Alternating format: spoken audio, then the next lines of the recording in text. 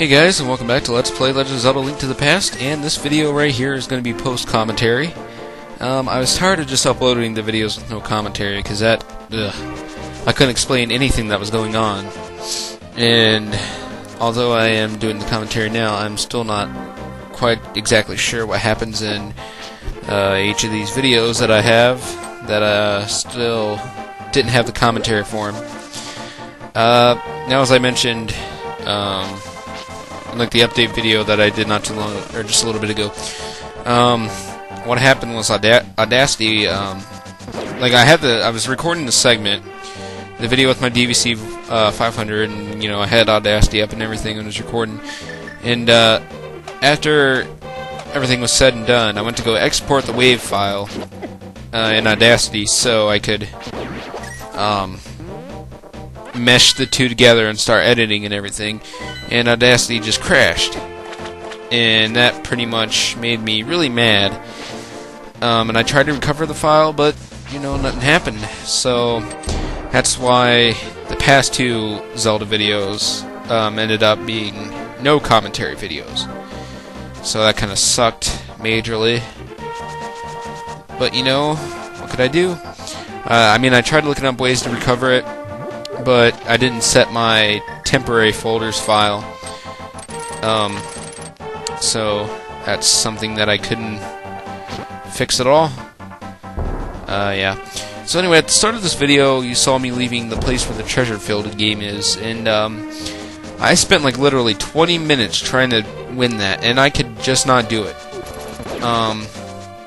Like I kept trying and trying and trying, and I never won. So I just eventually left it, but I will get back to that probably in the next segment. So basically, what I decided to do now was to go to the fourth Dark World dungeon instead of the third first, because when you do the fourth dungeon, you can actually get the next sword upgrade, which makes the third dungeon so much easier. And it's just, the way I've never done it that way before, but it turned out pretty well actually. So now what I was trying to do right now in the town right here was trying to look for the magic upgrade that basically cuts the amount of magic that you use for everything basically in half. And that definitely becomes useful in later dungeons, especially the very last Dark World one, which is a major pain in the air's hole. So I don't know what that pole is right there for. I've never actually figured that out. It's kind of weird.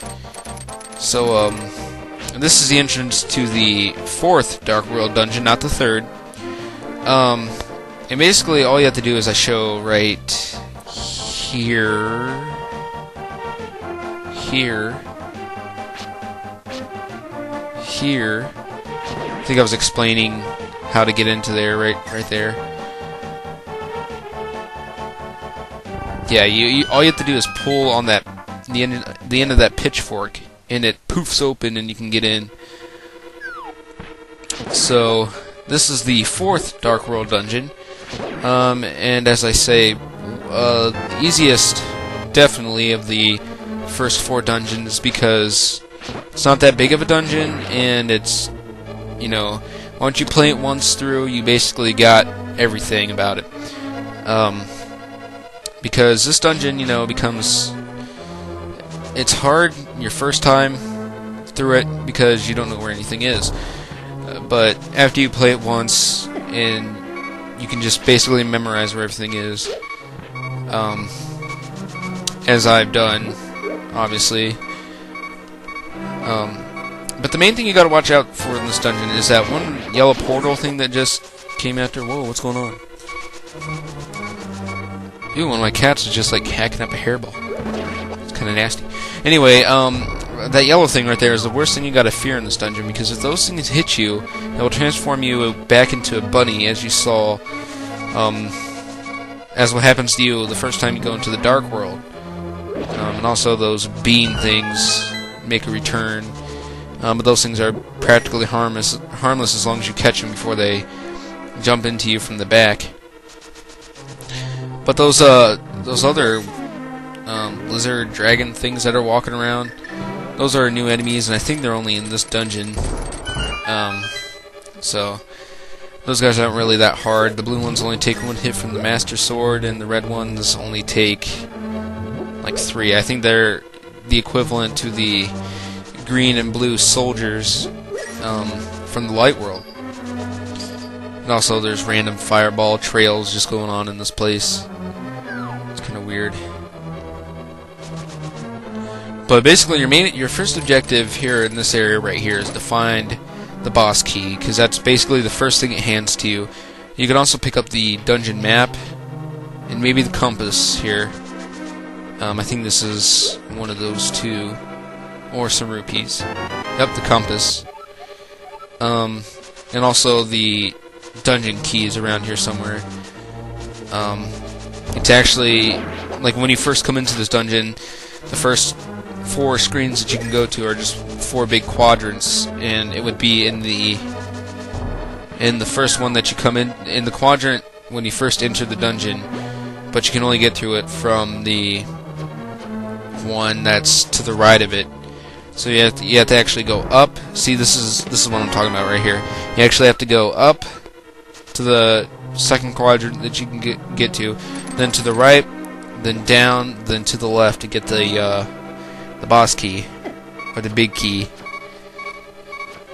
So I think I came into this dungeon pretty badly prepared for it, because I end up dying on the boss of this dungeon, as you'll see here in a minute, or when I actually get to it. It might not be in this particular 11-minute segment, but you know, so these skull guys are actually in this dungeon too, but those guys are pretty easy to dispose of, since they only take 1 hit from the Master Sword. Now this room right here is actually where the boss battle takes place, but you have to actually bring the boss to the boss room, but you'll get that when it actually gets to it. So now the red guys, as you just saw, they do spit out some kind of flame blast thingy, and those things right here, these pink things, you can only hit them when the actual pink goes out of the red, whatever that's supposed to be. So those guys can be pretty hard guys to take care of, but I think it only takes 2 whacks from your Master Sword. So yeah, this room right here actually kills me, yep, because of that blue Dr. Robotnik bean thing. But I guess it did have some fairies, but not enough to get me through the dungeon. So see, this is why I don't actually like doing post-commentary videos, because they're kind of an awkward thing to do, because you're not actually playing the game with the or you're not actually commentating with the game, so it's kind of like what I talk about next. But I guess it's not really that bad. Now somehow those rupees and that magic pot thing got stuck up there, and I never ended up getting it down. And then you read this thing here, and Zelda tells you about what this dungeon is, and it's actually, if you go to, well, it says it's the old blind thief's hideout, and it's also the building where in Kakariko Village, how can I describe where it is, where you actually get the where you go into the downstairs of it, and it has the 3 chests, and you bomb the wall and you get a piece of heart. It's basically where this dungeon is supposed to be. So what you need to do in here is pull out a bomb and throw it onto that spot right there, and hope that it explodes over it and puts light down there. And that is necessary in activating the boss battle, believe it or not. So up to this point, we haven't found the item for this dungeon yet, but I do end up getting it very soon, actually.